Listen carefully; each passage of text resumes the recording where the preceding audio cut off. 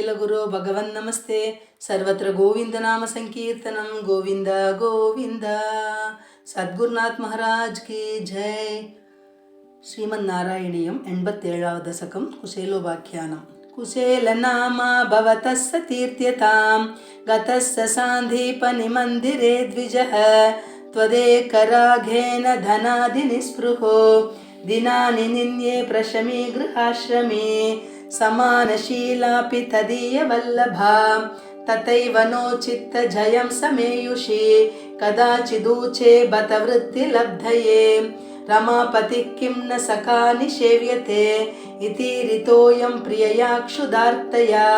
जुगुप्समानोऽपि धने मदावहे तदा त्वदालोक न कौतुकाद्ययौ वहन् पटान्ते पृथुकान्मुपायनम्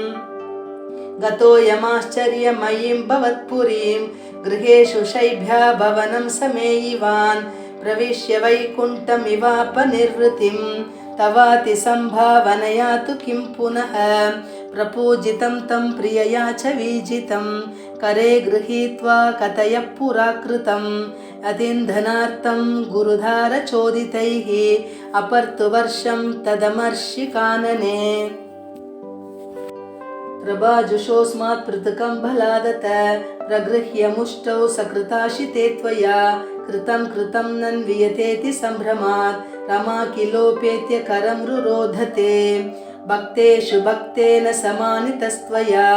पुर्यां वसन्येकनिशा महासुखं